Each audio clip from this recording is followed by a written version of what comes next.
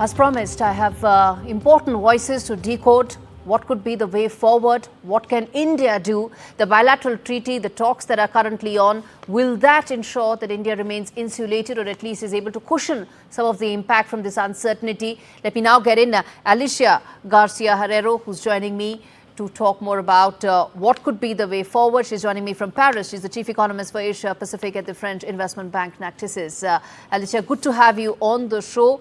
And let me start by asking you the fact that, right now, as I said, and I started the show as well with the fact that we are talking on the eve of when those tariffs will actually kick in.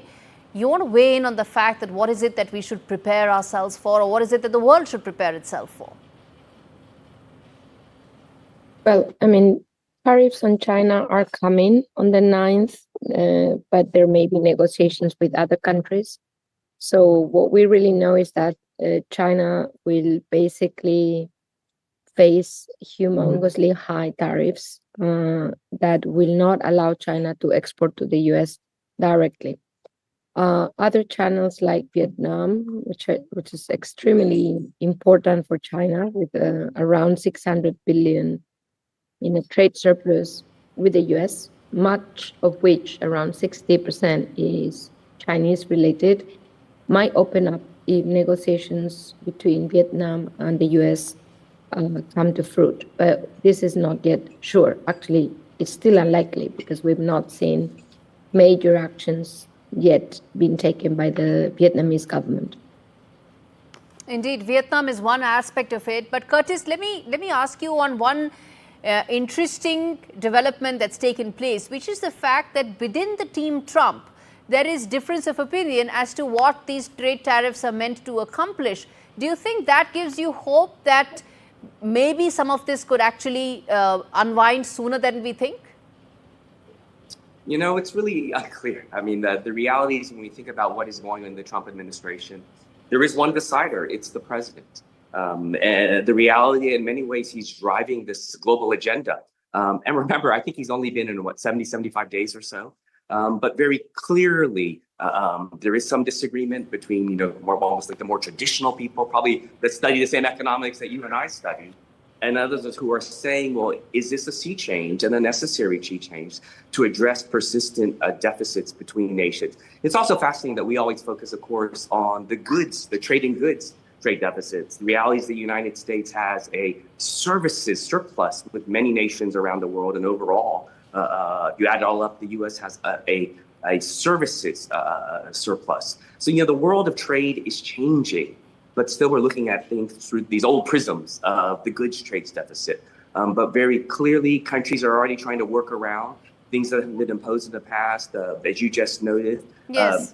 Chinese companies are exporting now via Vietnam.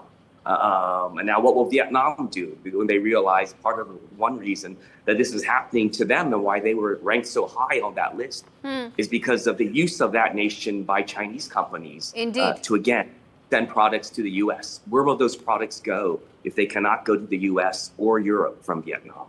Those are the key questions I think all these other countries are trying to find answers to. Yes. And Alicia, let me ask you this. You mentioned Vietnam, you mentioned some of the other Asian economies. They suffered their worst yesterday since the Asian crisis. I have to ask you this, that, what do you think that they could do to be able to find some sort of a balance between what Trump's demands are and their own trade concerns? So you use the right word, Gaurie, trade balance. So this is what Trump wants. He wants a balanced trade between any nation in the world and the US. This is very difficult, in some degrees impossible to reach. And also because if the US were to have a fully balanced trade, it would not import capital to finance its trade deficit. So there's a lot of things that he might not like eventually from a balanced trade with every country in the world. But because so far this is the objective, Asian nations need to try to balance its trade. I think if they can't, which many will not, Vietnam is the best example.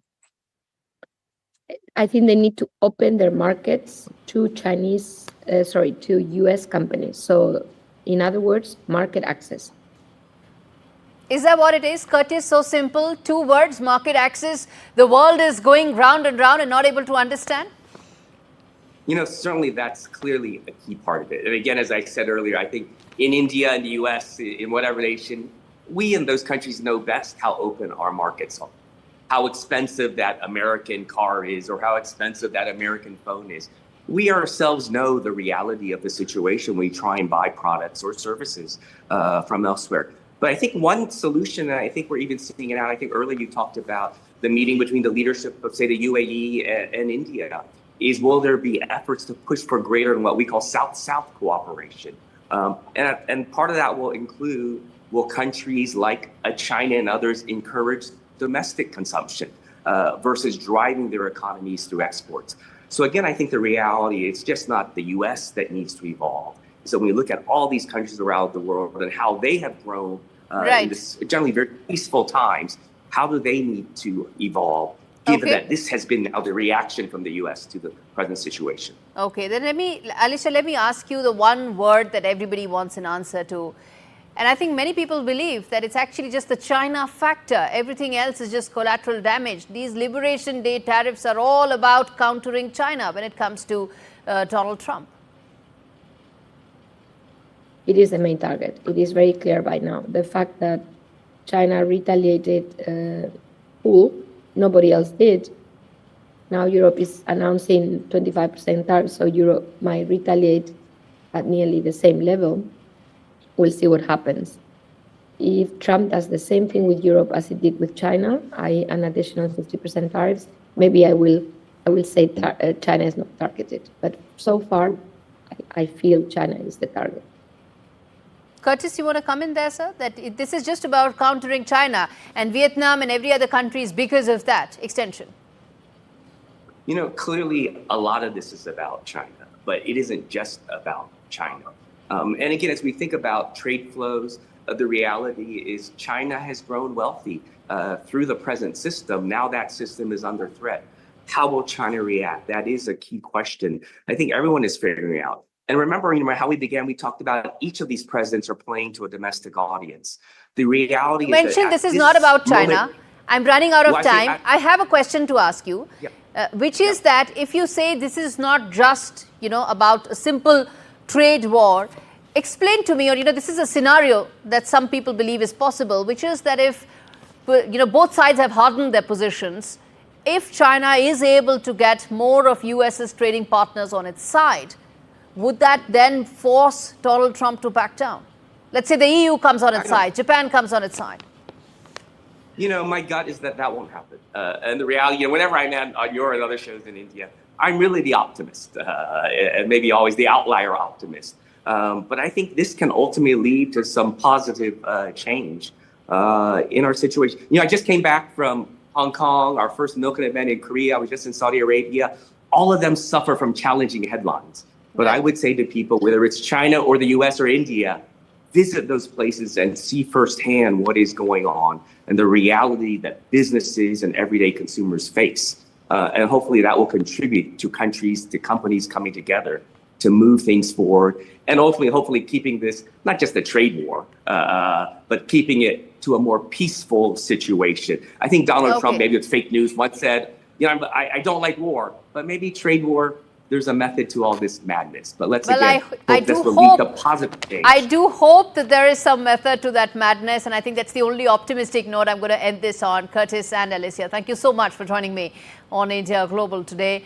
And viewers, bottom line really is that tariff announcements is, well, classic Trump playbook, where geopolitics and economics go hand in hand. The division in Team Trump shows that the unsustainability of these high tariffs is known to those in the system as well.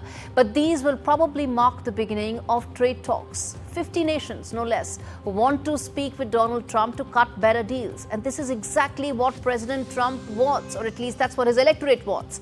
More favorable trade deals for America. But the risk here is that if China and a few other large trading blocs like the European Union do come together for a hard bargaining against these tariffs, will that change things? And I guess that's the unpredictability, which is really the real turmoil in global trade right now.